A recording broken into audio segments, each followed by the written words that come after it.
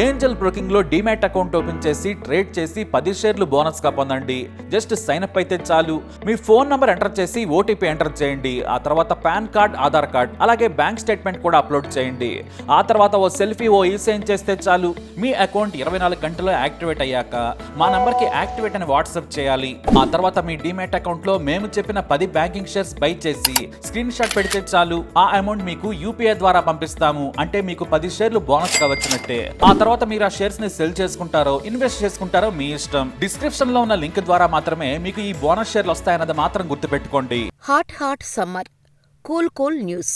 మే హూనా టెన్షన్ మత్తులో అంటున్న మోడీ. ఇంటిని చల్లగా ఉండటానికి కొత్త స్కీమ్.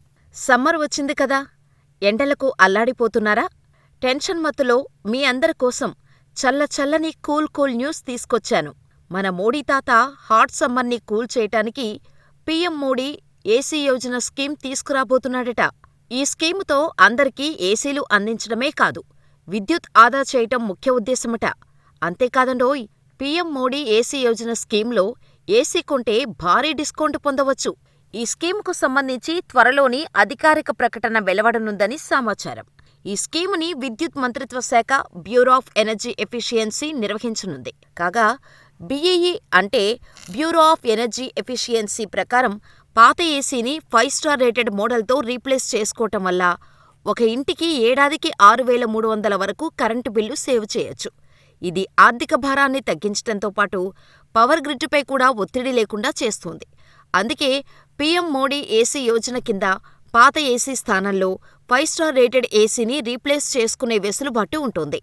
అంతేకాదండోయ్, ఇక కొత్త ఏసీ ఇంటిని చల్లగా ఉంచటమే కాదు, కరెంటు వినియోగంతో పాటు బిల్లు కూడా తగ్గిస్తుంది. ఈ ఏసీ పొందటం ఎలా అనే డౌట్ మీకొచ్చే ఉంటుంది. అక్కడికే వస్తున్నా. మోడీ ఇచ్చే 5 స్టార్ ఏసీని ఇంటికి తెచ్చుకోవడం చాలా సింపుల్.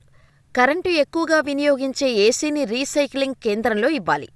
మీకు వారు ఒక సర్టిఫికేట్ ఇస్తారు. దాంతో మీకు కొత్త ఏసీపై డిస్కౌంట్ లభిస్తుంది. కొత్త ఏసీ కొనుగోలు చేసే కస్టమర్లకు ఎల్జీ, వోల్టాస్, బ్లూస్టార్ వంటి కంపెనీలు పాత ఏసీకి బదులు డిస్కౌంట్ ఇస్తాయట. అయితే ఓల్డ్ ఏసీని రీప్లేస్ చేసిన వారికి కరెంటు బిల్లులో తగ్గింపు కూడా ఇవ్వాలని ప్రభుత్వం ఆలోచిస్తుందండోయ్. మోడీ అన్నట్టుండి ఈ స్కీమ్ ఎందుకు తీసుకువచ్చినట్టు అనుకుంటున్నారా?